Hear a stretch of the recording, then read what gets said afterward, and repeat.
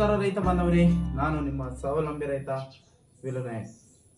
ರೈತ ಬಾಂಧವರೇ, ನಿಮಗೆ ಇವತ್ತು ನಾನು ಬೆಳ್ಳುಳ್ಳಿ ಬೀಜದ ಬಗ್ಗೆ ಸ್ವಲ್ಪ ಮಾಹಿತಿ ಕೊಡೋಣ ಅಂತ ಈ ವಿಡಿಯೋನ ಮಾಡ್ತಾ ಇದ್ದೀನಿ.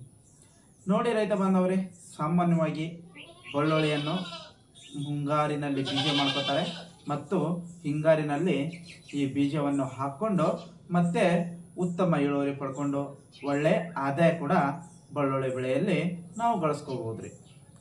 ಹಾಗಾದರೆ ಬೆಳ್ಳುಳ್ಳಿ ಬೀಜದ ಆಯ್ಕೆ ಯಾವ ರೀತಿ ಇರಬೇಕು ಮತ್ತು ಬೆಳ್ಳುಳ್ಳಿಯನ್ನು ಯಾವ ಸಮಯದಲ್ಲಿ ನಾವು ನಾಟಿ ಮಾಡ್ಕೋಬೇಕು ಮತ್ತು ಹಚ್ಕೋಬೇಕು ಎಂಬುದರ ಬಗ್ಗೆ ಇವತ್ತು ನಾನು ಸಂಪೂರ್ಣವಾಗಿ ನಿಮಗೆ ಮಾಹಿತಿ ಕೊಡ್ತಾ ಇದ್ದೀನಿ. ರೈತ ಬಾಂಧವರೇ, ವಿಡಿಯೋನ ಯಾರು ಕೂಡ ಸ್ಕಿಪ್ ಮಾಡಬೇಡ್ರಿ, ಸಂಪೂರ್ಣವಾದ ವಿಡಿಯೋ ನೋಡಿ, ಸಂಪೂರ್ಣವಾದ ಮಾಹಿತಿ ನಿಮಗೆ ದೊರಕೈತಿ.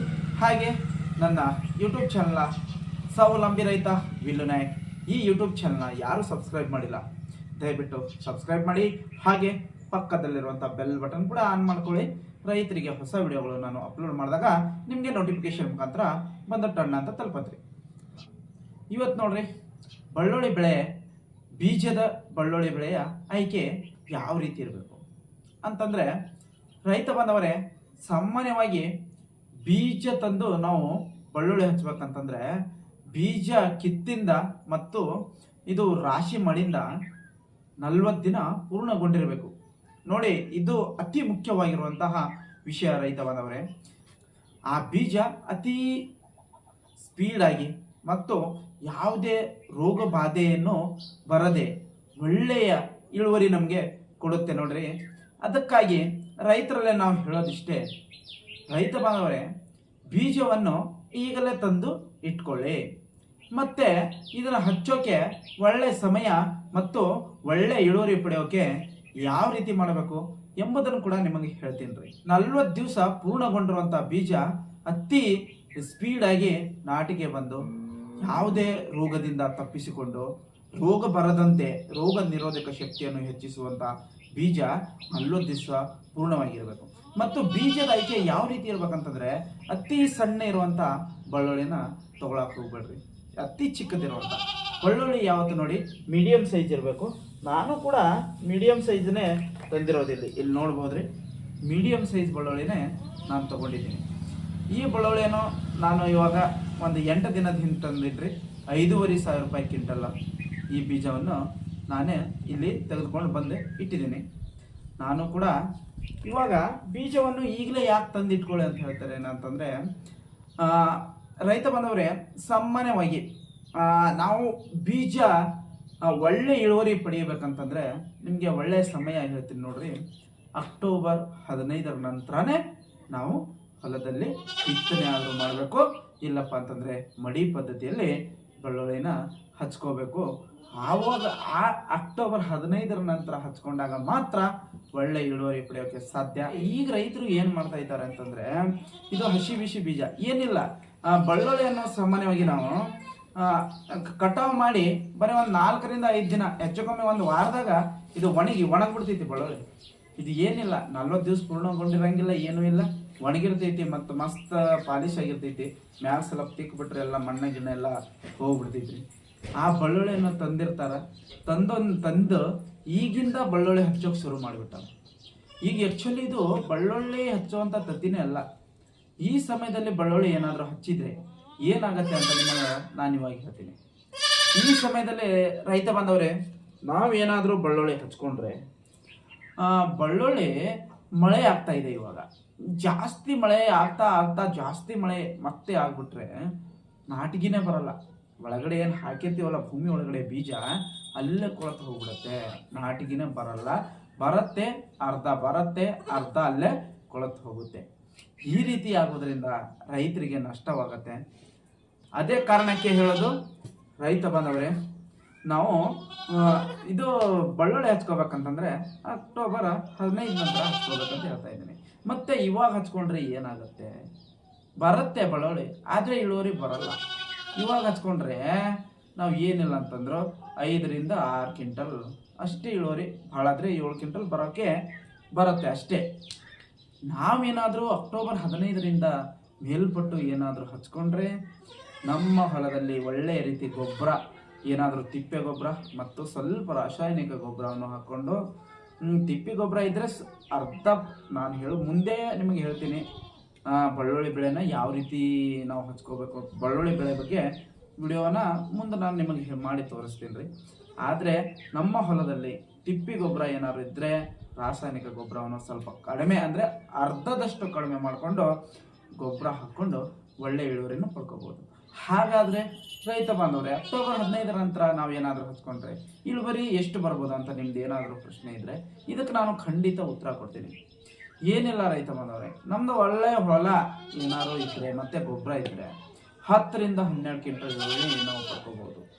ಇಷ್ಟು 10 ರಿಂದ 12 ಕ್ವಿಂಟಲ್, 1 ಕ್ವಿಂಟಲ್ ಬೆಳ್ಳುಳ್ಳಿ ಬೀಜದಲ್ಲಿ 10 ರಿಂದ 12 ಕ್ವಿಂಟಲ್ ಇಳುವರಿಯನ್ನು ಪಡೆಯಬಹುದು. ಅಕ್ಟೋಬರ್ 15 ನಂತರ ಏನಾದರೂ ನಾವು ಬೆಳ್ಳುಳ್ಳಿಯನ್ನು ಬಿತ್ತನೆ ಮಾಡೋದಾಗಲಿ, ಮಡಿ ಮಾಡ್ಕೊಂಡು ಹಚ್ಕೊಳ್ಳೋದಾಗಲಿ ಏನಾದರೂ ಮಾಡಿದರೆ 1 ಎಕರೆಗೆ 20 ರಿಂದ 25 ಕ್ವಿಂಟಲ್ ಇಳುವರಿಯನ್ನು ನಾವು ಪಡ್ಕೋಬಹುದು ನೋಡ್ರಿ ರೈತ ಬಾಂಧವರೇ.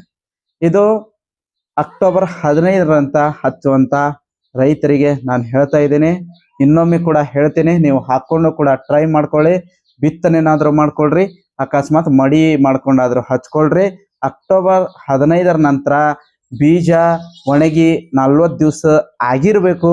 ನಮ್ಮ ಹೊಲದಲ್ಲಿ ನಾವು ಏನಾದರೂ ಬೆಳ್ಳುಳ್ಳಿಯನ್ನು ಹಾಕ್ಕೊಂಡು ಒಳ್ಳೆಯ ರೀತಿ ಕಳೆಯಿಂದ ಮುಕ್ತಿಪಡಿಸಿ ಮತ್ತು ರೋಗದಿಂದ ಮುಕ್ತಿಪಡಿಸಿ ಒಳ್ಳೆ ಬೀಜದಲ್ಲಿ ಗೊಬ್ಬರಗಳನ್ನು ಹಾಕಿ ಒಳ್ಳೆ ರೀತಿ ಕೃಷಿ ಮಾಡಿದ್ದೇ ಆದರೆ 20 ರಿಂದ 25 ಕ್ವಿಂಟಲ್ ಇಳುವರಿ ಅಂತರೂ ಇದು ಪಕ್ಕ ಬಂದೇ ಬರತ್ರಿ. ನೀವು ಟ್ರೈ ಮಾಡ್ರಿ. ನಾನಂತರೂ ಒಂದು 10 ರಿಂದ 15 ವರ್ಷ ಆಯಿತು ನಾನು ಇದನ್ನು ಹಾಕ್ತಾ ಇದ್ದೀನಿ, ಟ್ರೈ ಕೂಡ ಮಾಡ್ಕೊಂಡಿದ್ದೀನಿ ಮತ್ತು ಒಳ್ಳೆ ಇಳುವರಿನ ಪಡ್ಕೊಂಡಿದ್ದೀನಿ. ನೀವು ಕೂಡ ಒಳ್ಳೆ ಇಳುವರಿನ ಪಡ್ಕೊಳ್ಳಿ. ನಾನೊಬ್ಬ ಕೃಷಿಕನಾಗಿ ಸುಮಾರು 15 ವರ್ಷದಿಂದ ಈ ಬೆಳ್ಳುಳ್ಳಿ ಬೆಳೆಯನ್ನು ನಾನು ಹಾಕ್ಕೊಳ್ತಾ ಇದ್ದೀನಿ. ಒಳ್ಳೆ ಇಳುವರಿ ಕೂಡ ಪಡ್ಕೊಂಡಿದ್ದೀನಿ. ನಾನು ಹೆಚ್ಚಂದರೆ 1 ಕ್ವಿಂಟಲ್ಗೆ 12.5 ಕ್ವಿಂಟಲ್ ಇಳುವರಿ ಕೂಡ ನಾನು ಪಡ್ಕೊಂಡಿದ್ದೀನಿ. ನನ್ನ ಬಳಿ ಇರುವಂಥ ಮಾಹಿತಿಯನ್ನು ನಿಮ್ಮ ಮುಂದೆ ನಾನು ಹಂಚಿಕೊಳ್ತಾ ಇದ್ದೀನಿ ರೈತ ಬಾಂಧವರೇ. ಇದು ನೋಡ್ರಿ, ಯಾವತ್ತು ನಾವು ಅಕ್ಟೋಬರ್ 15 ನಂತರನೇ ಹಚ್ಕೋಬೇಕಂತ ಹೇಳೋ ಉದ್ದೇಶ ಇದೆ ಒಳ್ಳೆ ಇಳುವರಿಗೆ. ಈಗ ಮುಕ್ಕಾಟೇನು ಹಚ್ಕೋತಾರಲ್ಲ ಇವರು, ಇವಾಗಲೇ ಹಚ್ಚೋಕೆ ಶುರು ಮಾಡಿದ್ದಾರೆ. ಇವು ಇಳುವರಿ ಕಡಿಮೆ ಬರುತ್ತೆ. ರೈತರ ತಲೆಯಲ್ಲಿ ಏನಿರುತ್ತೆ ಅಂದರೆ ಜನವರಿ ತಿಂಗಳಲ್ಲಿ ಹಾರ್ವೆಸ್ಟಿಂಗ್ ಆಗಿಬಿಡುತ್ತೆ, ಜನವರಿ ತಿಂಗಳಲ್ಲಿ ಬೆಳೆಗೆ ಒಳ್ಳೆ ಬೆಲೆ ಸಿಗುತ್ತೆ ಅಂತ ಮುಕ್ಕಾಟು ಹಾಕ್ಕೊಂಡು ನೋಡಿ ಇವಾಗ ಹಾಕ್ಕೊಂಡು ಬಿಟ್ರೆ 4 ರಿಂದ 5 ಸಲ ಎಣ್ಣೆ ಹೊಡ್ಕೊಂಡು 5 ರಿಂದ 6 ಕ್ವಿಂಟಲ್ ಇಳುವರಿ ಅಷ್ಟೇ ಪಡ್ಕೊಂಡು ಜಾಸ್ತಿ ರೇಟ್ ಪಡ್ಕೊತಾರೆ. ಬೀಜದ ಆಯ್ಕೆ ಯಾವ ಥರ ಇರ್ಬೇಕಂತ ಆಗಲೇ ಹೇಳಿದೆ. ಬೀಜ ಮೀಡಿಯಂ ಸೈಜ್ ಇದ್ರೂ ನಡೆಯುತ್ತೆ, 40 ದಿವಸ ಪೂರ್ಣವಾಗಿರಬೇಕು ಅಂತ ಹೇಳಿದ್ದೀನಿ. ಹಾಗೆ ಮತ್ತೆ ಬೀಜ ಹಚ್ಕೊಳ್ಳೋಕ್ಕೆ ಒಳ್ಳೆಯ ಸಮಯ ಅಕ್ಟೋಬರ್ 15 ನಂತರ ಹಚ್ಕೊಳ್ಳಿ ಅಂತ ಹೇಳ್ತಾ ಇದ್ದೀನಿ. ಅದಕ್ಕಿಂತ ಮುಂಚೆ ಯಾರೂ ಕೂಡ ಹಚ್ಕೊಳಕ್ಕೆ ಹೋಗಬೇಡಿ ರೈತ ಬಾಂಧವರೇ, ಯಾರೂ ಕೂಡ ಲಾಸ್ ಆಗಕ್ಕೆ ಹೋಗಬೇಡಿ. ಆದರೆ ದಯವಿಟ್ಟು ನಿಮ್ಗೆ ಹೇಳೋದಿಷ್ಟೇ, ಇವಾಗ ನಿಮಗೆ ಬೀಜ ಸಿಕ್ಕರೆ ಬೀಜ ತೊಗೊಂಡು ಬಂದು ಇಟ್ಕೊಂಡ್ಬಿಡಿ. ಇವತ್ತು ತಾರೀಕು ಎಷ್ಟು, 21. ಇವತ್ತು ನಾನು ತಾರೀಕು ಸೆಪ್ಟೆಂಬರ್ 21. ಅಕ್ಟೋಬರ್ 15 ಅಂದರೆ ಇಲ್ಲಿಂದ 25 ದಿವಸಿನ ಕಾಲಾವಕಾಶ ಇದೆ. ಅದಕ್ಕೆ ನಾವು ಬೀಜ ಮಾತ್ರ ಜಲ್ದಿ ತಂದು ಇಟ್ಕೋಬೇಕು. ಯಾಕಂತಂದರೆ ಬೀಜನ ಇಲ್ಲಿ ಬಂದು ನಮ್ಮ ಮನೆಯಲ್ಲಿ ಕೂಡ ಇಲ್ಲಿ ಒಣಗಿಸಿ 1-2-3 ದಿನ ಬಿಸಿಲಂತರ ಬೀಳ್ತಾ ಇಲ್ಲ, ಬಿಸಿಲಲ್ಲಿ ಸ್ವಲ್ಪ ಒಣಗಿಸ್ಬಿಟ್ಟು ಆಮೇಲೆ ಏನೈತಿ ಮನೆಯಲ್ಲಿ ಇದಕ್ಕೆ ತೆಳ್ಳಗೆ ಹಾಕ್ಬಿಟ್ರೆ ಏನಾಗಲ್ಲ, ಬೀಜ ಏನು ಕೆಡೋದಿಲ್ಲ. ಆದ್ದರಿಂದ ಬೀಜ ಮಾತ್ರ ಜಲ್ದಿ ತೊಗೊಂಡು ಬಂದು ಇಟ್ಕೋಬೇಕು. ಹಚ್ಚೋದು ಮಾತ್ರ ಅಕ್ಟೋಬರ್ 15 ನಂತರನೇ ಹಚ್ಕೋಬೇಕು ರೈತ ಬಾಂಧವರೇ. ನೀವು ಒಳ್ಳೆ ಇಳುವರಿ ಪಡೆಯೋಕೆ ಸಾಧ್ಯ ಅಂತ ಹೇಳ್ತಾ ಇದ್ದೀನಿ. ಈ ರೀತಿ ನಿಮ್ಮ ಬೀಜದ ಆಯ್ಕೆ ಮತ್ತು ಬೀಜ ಹಚ್ಕೊಳ್ಳೋಕ್ಕೆ ಒಳ್ಳೆಯ ಸಮಯದ ಬಗ್ಗೆ ನಿಮಗೆ ಹೇಳ್ತಾ ಇದ್ದೀನಿ.